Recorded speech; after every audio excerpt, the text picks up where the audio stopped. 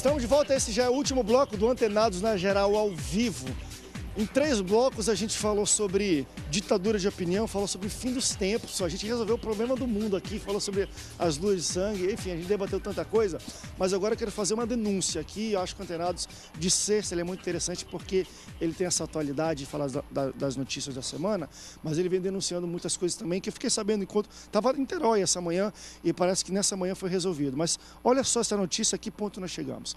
A primeira igreja batista PIB de Niterói foi intimada pela prefeitura da cidade por causa de uma... Olha, gente, ouve isso. Foi intimada pela prefeitura da cidade por causa de uma faixa com os dizeres: Niterói, estamos orando por você. Ponto, que havia sido instalada pela congregação em sua propriedade. Estava dentro da área do terreno da igreja. A notícia foi publicada pelo pastor Renato Vagens, líder da Igreja Cristã da Aliança, situada também na cidade de Niterói, no blog dele. E essa briga toda envolve uma lei que regula a publicidade na cidade. Segundo os leitores do blog, eles citaram o artigo 295 da Lei 2624/2008, expressa claramente que a instalação de faixas depende de autorização da prefeitura, ainda que em território privado. Eu não vou querer debater se vale ou não a lei, porque eu acho que às vezes, de fato, tem que se ter algum tipo de regulação. Agora, quando é uma igreja evangélica, você bota uma faixa dentro da sua propriedade, pertinente àquilo que você promove, é o serviço que você trabalha. Não estou falando de política, não estou botando foto de ninguém. Falando, Niterói, estamos orando por você. E chega a prefeitura e alguém vai lá e dá uma multa íntima para tirar. Isso é um absurdo. Eu quero falar um pouco dessa agora. Isso se torna o que eu chamo de ditadura de opinião. Eu não gosto da opinião daqueles caras e eu tenho a lei, eu vou dar uma canetada porque tem que tirar a faixa. A lei fala de propaganda? Não, fala de colocação de qualquer tipo de faixa, quando fala de propaganda, mas de display. Porque às vezes pode chamar a atenção de motoristas e tudo. Eu até entendo quando se tem esse tipo de preocupação. Olha, querido, está tirando a visibilidade, eu tenho muita luz, ofusca motorista, mas numa igreja, dentro da sua propriedade. Então, nós estamos olhando para você, que bonito as pessoas passarem e ler aquilo. Vinha um agente do Estado e mandar tirar, intimar e multar, pelo amor de Deus. Eu tenho uma solução simples, queridos. Faz o seguinte. Pelo amor de Deus. Na prefeitura e requer pôr a faixa. Se não deixar pôr a faixa, você faz o seguinte: chama a mídia evangélica ou a secular, se você quiser. É isso que a gente está fazendo aqui. Diz o nome do prefeito, diz o partido do prefeito, diz os políticos que são ligados ao prefeito, os que apoiam, a base de apoio dele. Faz barulho. Manda para o Brasil inteiro. Se não funcionar, manda para a ONU, manda para onde você quiser explicação. Por quê? Porque se eles não deixam faixa alguma, ok. Ok, se deixar outras e não deixar essa, vão ter que explicar pra gente. Então, olha só, já entra no Google agora, Brasil inteiro, vê quem é o prefeito, vê o nome dele, vê o nome, o e-mail dele e pergunta a explicação. Porque isso, político, tem medo de voto. E vota daqui a 2 semanas, não esqueçam disso. 2 semaninhas pra você perguntar ao prefeito e exigir a resposta dele. Deixa eu levantar só mais uma questão que eu acho interessante, porque isso aconteceu num momento muito sintomático, eu acho, de tudo. Porque o que mais tem é placa na rua, às vezes até atrapalhando a pedestre e tudo mais. Dentro de uma igreja, no alto, uma mensagem bonita. Então, nós estamos orando por você. Tem um monte de placa, porque existem leis, eu não sou contra as placas, quando elas... Porque você tem que parar de se colocar na manhã e antes da virada você tem que tirar todas elas. Isso não acontece na manhã. Pelo amor, não acontece. Aí vem alguém tentar fiscalizar isso. Olhar para cima de uma igreja e querer notificar, hein, pastor Cid? Daqui a pouco vão querer tirar a placa da sua igreja que inaugurou lá, do Congresso de Jovens que vai acontecer lá. Vão querer tirar a placa. Meu Deus. Vão querer tirar a placa de dentro da igreja daqui a pouco. O problema, assim, é que esse fiscal, esse fiscal para chegar na igreja, ele passou por 50 placas. Ele passou por placas de todos os segmentos, ele passou por placa política, ele passou por placa de açougue, de tudo, da prefeitura, placa de gente que coloca, senhor prefeito, agradeço a colocação do asfalto aqui na rua tal. Ele passou por tudo, mas só achou a da igreja. Só achou da igreja. Esse é o problema. Eu não estou entendendo isso. Com os olhos espirituais ele talvez tenha passado até pela própria faixa dele, né?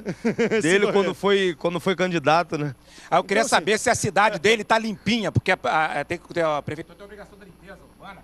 Vê se a cidade dele tá limpinha lá. Será que as ruas estão limpas ou tem aquelas placas que ficam caindo quase dentro do carro da gente? Ou seja, ele está achando a faixa da igreja. E ela sujeira que às vezes os correligionários dele faz. Que faz porcaria, insulto e sabe lá com que dinheiro que eles arrumam para botar placa na cidade inteira. Olha, candidato que tem placa na cidade inteira, cuidado com ele, hein? Agora, a gente tá no último bloco, deixa eu só me posicionar. Eu nunca me posicionei tanto, embora eu tenha debatido aqui e algumas pessoas tenham entendido até como uma certa crítica à maneira que eu coloco a questão de eleições e representantes evangélicos. Deixa eu só me expressar aqui, e eu acho que até uma maneira de se expressar da própria Boas Novas. Eu, André Câmara, e o que eu represento, nós somos totalmente a favor que homens de Deus, preparados, que entendam o assunto, sejam eleitos, e eu acho que a comunidade evangélica, eu não sou daquele que você é obrigado, mas eu acho que eles têm um dever de colocar homens de Deus. Presta atenção, gente. Homens de Deus junto com preparados. Não é porque é amigo de quem, irmão, o cara tem que ser preparado, tem que saber trabalhar, tem que entender do que faz. E nós temos grandes homens de Deus, evangélicos, irmãos na fé, que fazem isso. Eu vi uma palavra essa manhã que me tocou muito. Certa vez, Moisés estava com o povo de Israel e ele estava numa sinuca de bico. Ele olhava para frente, tinha um mar. Ele olhava para trás, tinha um exército de Faraó, querendo esmagar a igreja, o povo de Deus. Se a gente fosse fazer uma analogia, isso acontece hoje, com leis, com situações que querem fazer. Existe para onde nós vamos, tem gente querendo esmagar a nossa fé, os nossos direitos, aquilo que a gente acredita, estão querendo editar a Bíblia. Pessoas que vão querer começar a querer agora, não pode nem imprimir mais, vão querer começar a editar a Bíblia. E foi interessante, quando a gente se chegou nesse momento, foi interessante. Vamos orar? Será que é só oração muda? Vamos jejuar? Vamos fazer atos proféticos e orar pela cidade? O que muda situações assim, onde a gente vê que tem um mar pela frente, tem um exército querendo matar todos nós? E Moisés falou, Deus, e agora? O que eu faço? Ele falou assim, o que tu tem na mão? E eu faço essa pergunta para você que estamos há poucas semanas da eleição. O que você tem na mão para mudar isso? Claro que eu acho que as mudanças vêm através da permissão de Deus, da oração do seu povo, daquilo que nós criamos como fé. Mas na eleição não é anjo que vota, Deus não vai descer se manifestar e votar para você. Você vai ter que votar. E querido, deixa eu falar uma coisa, o teu voto muda muita coisa. Então eu quero só que os crentes orem a Deus. Eu não estou falando para você votar em A, B ou C. Estou pedindo, coloque a mão na sua consciência, ore a Deus e veja o que eu tenho nas minhas mãos, com o joelho no chão, orando, mas o que eu tenho nas minhas mãos que eu posso agir para mudar a situação social de onde eu vivo, se eu reclamo tanto. O que eu posso fazer? Deixa eu responder para você. Deus, enfim, se Deus não responder, é o seu voto. Dentro disso aqui é o seu voto. Em quem você vai votar? E quando eu falo voto, não é porque é o irmão da igreja. O que ele trabalha? Procure saber quem ele é. Porque, mas tem um cara que distribuiu asfaltou a rua. Tudo bem, legal. Acho interessante também quem trabalha muito. Mas veja também qual a opinião dele sobre as questões da sua fé.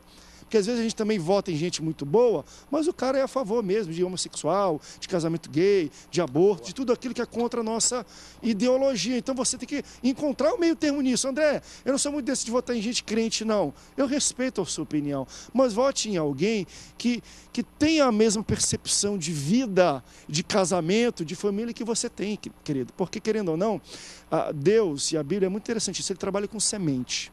Semente é uma coisa muito extraordinária, porque semente não é nada formado, é um iniciozinho. Deixa eu falar uma coisa para você. Se você votar em alguém que não tem a primazia, o entendimento de família que um pai, uma pessoa cristã tem, isso vai afetar toda a visão administrativa de uma pessoa. Eu acredito, porque eu acho que a base de qualquer sociedade é a família. E se ele não entende que a família, pai, mãe, homem e mulher, qualquer coisa que vem depois ali pode se deturpar, sim.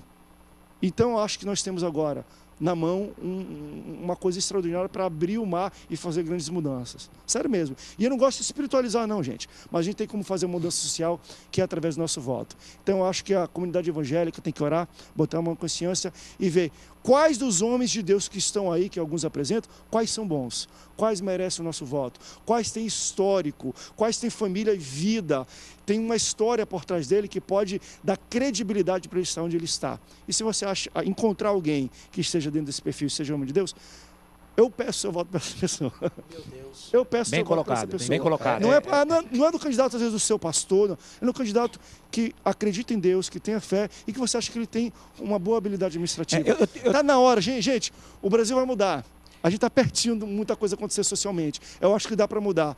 Chega de a gente estar aqui embaixo apontando para cima, falando corruptos, corruptos, corruptos, quando a gente coloca ali. Exatamente. Chega disso. Exatamente. A gente tem que falar assim, corrupto, corrupto, corrupto, burro, burro, burro na hora de votar. Então está na hora da gente mudar. Está aqui a minha palavra. E a minha sugestão é o seguinte, é simples. Se você não conhece o candidato, seja quem ele for, vai pro Google, coloca o nome dele. Do cara. Vê o que o cara pensa, o que ele defende. É isso, se o cara, você não sabe. Se você não sabe o que o cara defende, não vota de jeito nenhum. É isso. Porque, não, tá vou na votar dúvida, porque não é bonzinho. volta. Exatamente. Na internet tem informação de tudo. Tem no YouTube, tem no Google, aonde você quiser. Não vote em quem você não conheça, porque depois é a sua família que vai pagar a conta. Deus! E a gente acaba assim, Antenados na Geral, que foi quente hoje. Pastores, obrigado pela presença de vocês aqui.